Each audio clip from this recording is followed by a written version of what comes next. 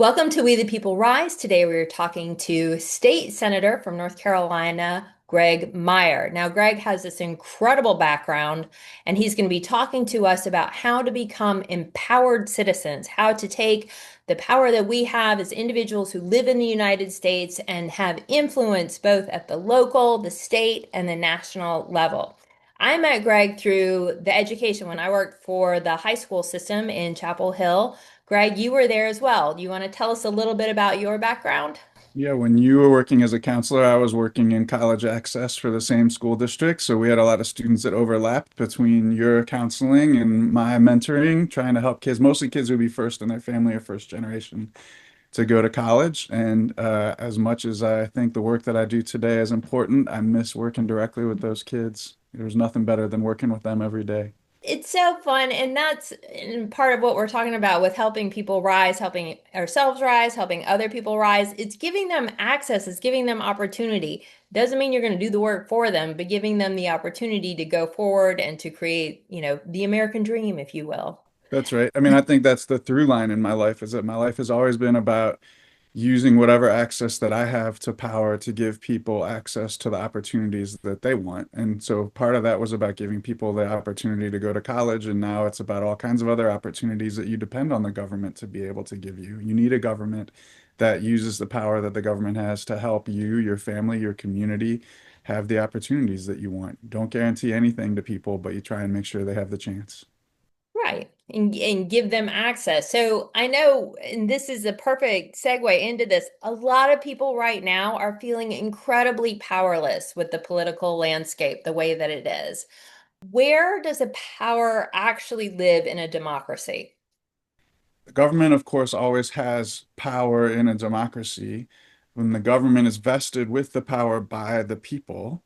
And so people have the ability to change the power of the government through the process of elections, but elections don't happen every day. Government does happen every day. And so I think that's why people feel powerless is you have a situation where at the federal and state level in North Carolina, you have a government that is very aggressive in certain ways that many of us, me included, feel like is taking away opportunities and freedoms from people. And for many of us in our lifetime, is the most restrictive, aggressive, authoritarian government that we've experienced. And when we don't have an immediate election, our ability to exercise our power to change that government, we have to wait until the next election. I understand why people feel powerless, but it's also a little bit faulty to think about elections is only one point in time because everything that's happening right now, from the public discourse to the organizing, all of those things are related to preparing for the 2026 midterm elections. And there's ways for people to be involved. If you feel like I want to do something, great, we need you to do something now. All right, so that's perfect. What can people do? Like, what would be something if you were a person that you're watching this, you're very frustrated maybe with your own state, maybe you're in the state of North Carolina, or maybe it's just a national issue for you. How do you plug in when it's a non-election time and start to feel like you have some power in this or exercise your power as a citizen? I would say there's three ways. Like I would say number one, like I think there's power in being an informed citizen. And if someone is watching or listening to this podcast, then they are an informed citizen. But you have to use your sense of being informed. What is it that you know to engage in the public discourse? And public discourse is not just agreeing with people who already believe the same things that you believe. And we're in big silos these days, especially online, where we're only talking to people that agree with us. Public discourse is engaging in the broader discourse of what are we thinking collectively right now. And so whether that is through social media, personal media, family connections, like using your sense of being informed to engage in and influence that discourse is an inherently political act in a democracy. If you're not in a democracy, you don't have that power, but here you do. Second thing I would say is I think for people who feel like the government is threatening right now, like it's authoritarian, like it's cruel, I think it's important to remember that when you feel like your government is harming people that you care about, that showing those people acts of care is an act of resistance. And so if you're concerned right now about how the government is treating, say, transgender people, then figuring out ways to be active in caring for and advocating for those people. If you're worried about the way the government is making life harder on poor people, then volunteering through a local community program like Porch that feeds hungry families here in our community. Actually, the Porch is in 14 states now. So all over, wherever you are, like you can be Wow. working with them to Right. try and take care of people. That act of direct care is a political act when it is an act that is countering harm done by the government. And then third, you can be engaged in the political process. And I think you can do that by participating with the political party if that's what you choose. And so, for instance, the Democratic Party is organizing for the 2026 midterm elections already. You can be engaged in that organizing. Or you can engage in the political process through any number of advocacy organizations that work on issues. So maybe you say, I'm not a party person, but I really care about an issue. So, for instance, maybe I care about teachers, maybe I care about veterans, maybe I care about women's reproductive health. There are advocacy organizations that organize politically around every issue you can imagine, and they depend on volunteers and donors that are people like you in order to do anything. So they would be glad to have you. I love those ways, and it gets you engaged. It's something that you value, right? So you're going to be the most effective citizen when you plug into what's important to you. And like you said, it might be women's reproductive rights, it might be transgender rights, it might be education, whatever it is, you're going to be most powerful and have the most energy, sustained energy when you resonate with whatever it is. Doesn't matter what it is, to Right. keep going, to keep showing up, to get past any fears you have, to reach out, to do those things that are necessary for you to be bringing, a difference into that environment. I mean, we know that people with a purpose-driven life usually find that purpose in some way that's related to service to others or service to the larger environment around them. And that's what this is. This is deciding what is the purpose that I want to play at this point in time with my life, my skills, etc., and plugging in rather than withdrawing. Withdrawing because it's a very difficult time in the world and it's scary to you is Right. not a way that you're actually going to change anything. Plugging in is. So, one of the things that has become clear as we've seen our understanding of government shifting is that the systems that were in place to hold people accountable and to uphold some of the tenets we always assumed would be untouchable, we've seen some of those systems eroding on a national level. And to your point, on a state level as well. The systems are responsible for a lot of the way that things are right now, just the systems as they're constructed. So, in your opinion, if somebody wants to start shifting the entire system, how would they go about that? Well, I think that there's two pieces that you hit on there, Kristen. Like there is a piece about accountability and accountability cascades, right? So like if the public is holding me accountable as a state senator, then I am more likely to use my power to hold the other pieces of the government accountable for the things that people are holding me accountable for. And so that cascading effect of building momentum and channeling it into the people that have the actual power for accountability is one important way that we change the system in the United States. It's that sense of power never cedes without a demand, right? So, what is the demand of the people? How are they organizing to make that demand on people like me who have power? But the second way that you can build a different system is to engage with organizations and opportunities that are system building. I think that I am an institutionalist. Like, I believe that the best way to do that is to engage with the systems that exist, like our political system, our two-party system, and to try and make the Democratic Party, the one that I serve in, better at changing the system and to try and serve in the General Assembly in a way that will work to improve the system. There are other people who I completely understand and love take more of an outsider approach, that they want to work with organizations that are trying to build new systems, new cultures. I think that those are important. And often what happens is those people that are building on the outside, when they gain enough power, traction, popularity, whatever it is, they impact those of us who are on the inside, and we're able to do our jobs better. And we need to have a good relationship between both strategies. I love that you said that. And this is a aside, but my father was a minister in Durham. at a church called Westminster Presbyterian Church. And there was a guy there named Haywood Holderness. And Haywood was a very powerful member in the community of Durham. And people often asked him, hey, why don't you run for office? Because he was very tied in. And he said, because I have more power as a citizen than I would as a representative. And I always felt that that was such an interesting answer because it always seemed to me like, you being the state senator would have way more power than, somebody like me who's not in the system. But I like how you said, like, those people coming in and they're impacting what you do.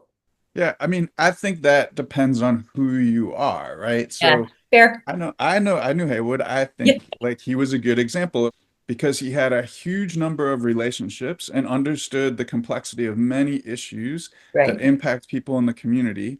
His power was the ability to communicate to multiple elected officials at the federal, state, and local level. If he was entering into only one of those levels, he would be narrowing himself to a way of only impacting what that one specific elected body does, whereas he could impact a broad array of things. That you're right. You can't replace that power when you choose to narrow in on one thing.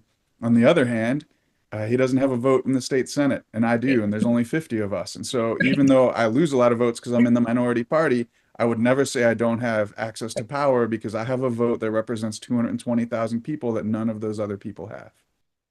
Absolutely. Well, I'm going to get back to him because I feel like a lot of people aren't going to be running for office, but they are going to want to have impact. And so using him or whoever else, this is not just him, but who are the people that you've witnessed who have made a difference, who are on the outside, and how did they do it?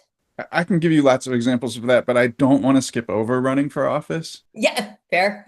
because Well, we things can that talk I've about that because that's a whole conversation. So let's just jump Yeah, into well, that. I mean, I just want to say it briefly. Like one of the Yeah. things that I've learned, and I think you know this because you knew me personally, you knew me as a young social worker in the school system way before I was in the General Assembly. Like our elected bodies are just made up of regular people who get elevated to a new position. Right, And one of my favorite comments that one of my colleagues said in the NC House one time is he said, I used to think there were a lot of smart people who came down here and made these big decisions, and it turns out it's just us. right. And he was right. And Oh, so, yeah, like, we need good people to step up and run for office. We can't have good government without it. And the number of people who say, oh, I could never do that, or I'm not the right person, or it's not the right time, and take themselves out of consideration when we need them in political service, like, this is a time where people should consider what can they do and what should they do. So I don't want to discount that. That nope, said, I think even if you think maybe I want to do that or I don't want to do that, you still have to think about what difference do you make in your community, because if you're going to run for office or you're not, like your ability to make an impact, whether to demonstrate that you're qualified for office or just to make an impact, depends on how you engage in your community. And I think it's probably my favorite part of my job in the legislature is the community work that I get to do. It feels like an extension of my social work service of like, who yep, are all these organizations, people, individuals, communities, sub-communities within my district where people make a difference. And I love to ask people a question when I'm meeting them for the first time of like, what do you do for your community? What do you do to make your community better? Almost everyone has an answer to that. It can be coaching Little League Baseball. It can be the leadership work they do in their church. That's what it takes to build a social fabric. But where I think people don't have an answer is when they're disconnected from other organizations or other people. If you're not plugged into some type of organization where you're connecting with other people, collaborating to make a difference, whether it's as a volunteer or as a member or whatever it is, then you're just much less likely to have the ability to make a difference. Now, once you're in that position and you want to be somebody like Haywood, I think then there's an important set of steps of how do you learn to take this issue that you care about, where you're maybe providing direct support to people, and advocate for those people and other people like them by connecting to elected officials like me. And that takes some learning. Like, how do you have impact on people who are in elected office and who can do something for you and your community? absolutely. And I would say to those who want to either run for office or have impact, to have a lot of grace for yourself. Because, and you know this from your personal life as well as from working with young people, you're going to make a lot of mistakes. You're going to screw up a lot. You're going to feel deflated at times. And you're going to be embarrassed and you're going to have all these like little tiny fears that get in the way, but you have to kind of keep going and keep moving. Haywood, the reason I bring him up is his nickname was, Hey, would you give me some money? That's what they nicknamed him as because he was this incredible fundraiser and he really felt that if you had resources, it was your responsibility to give them to some part of the community. And this particular church, it was a very mission-driven church, Westminster, but he was on the phone all the time. And it's interesting you know him because I didn't know you knew him. How did you know him? I mean, I think when I first got in the legislature and I was representing Durham, he was still Yes. a very active community Yes. volunteer. So just the type of person everybody knows. Right. So he was out of his comfort zone all the time, or in his comfort zone. He was a social guy. But if you're looking to recreate or to have this kind of power, getting involved, going and meeting people, having lunch with people, having conversations with people, that's going to help build your social cachet so that you can then be empowered to call Greg and be like, Hey, Greg, I have this thing I want to talk to you about. And he might actually take your call. Whereas before, if he didn't know you, I would imagine you get a lot of people who want your time and your input, like Right. me, you know? Yeah, I mean, I think that's right. Like, I think he's the type of person who's a super connector, right? And there are lots of people who are great connectors, and you can use that skill to be able to build political power and opportunity. If you're not a connector, maybe you hear that story and you're like, oh, that's not me. I'm an Right, introvert and I'm not that right. type of person. There's still ways that you can speak up for and advocate for people. I mean, there are all the traditional ways of call your representative, write your representative. But one of the things that I tell advocates as a rule of thumb is think about the level of impact that you have on me is directly related to the amount of my time that you get.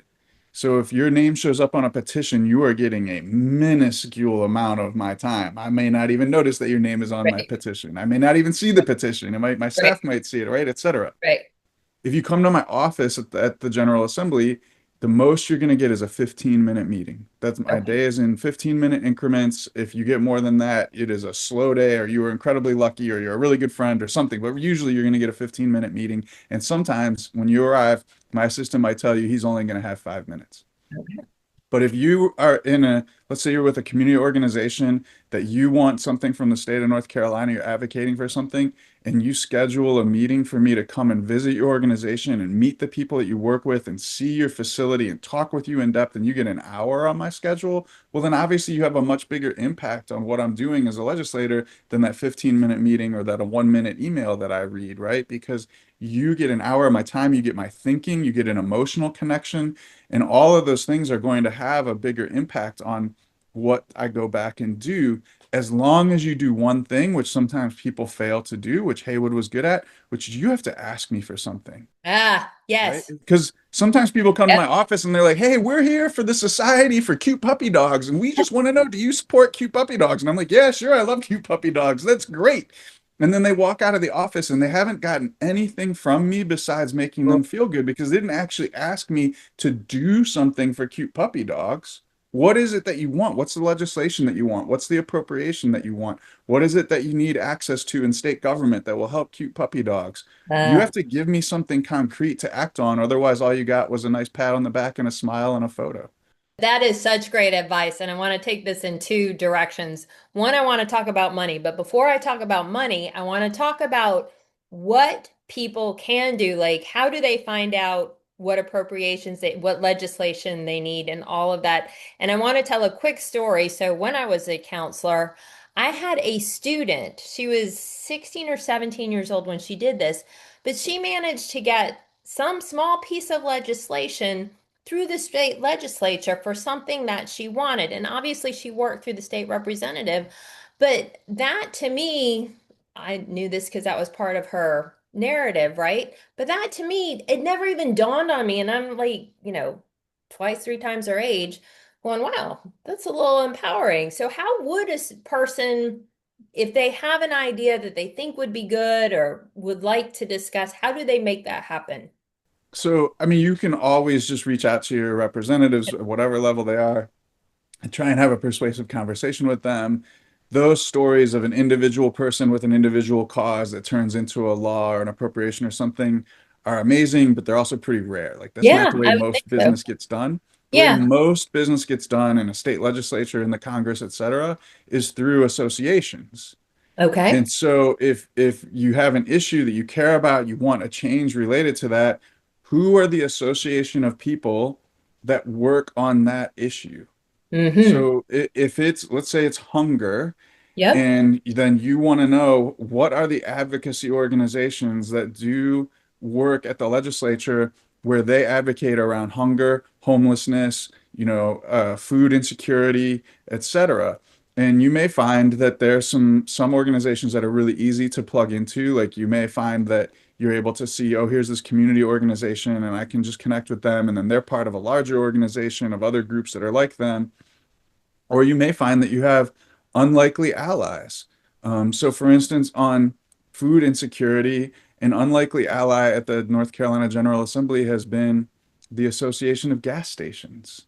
Hmm. Because some of the legislation that we've done to try and make sure that there's more healthy access to food in more places has gone through gas stations because they all sell food and there's so many of them. And so, if you don't have a supermarket with healthy food, can you get more healthy food into the gas stations?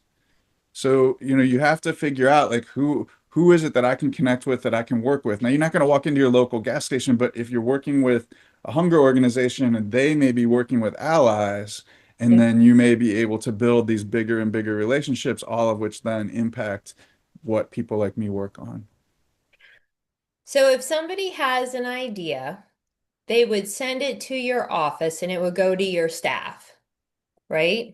Yeah, let's be clear. My office is me and one staff person. So yeah, Okay. like I'm gonna read your email. We will both read your email. Yeah. Okay, so then you can follow up with a phone call or you can follow up with whatever, and depending on where you are, and that's a lot of emails you have to respond to. That's all I'm gonna say. That's the job. Yes, it is.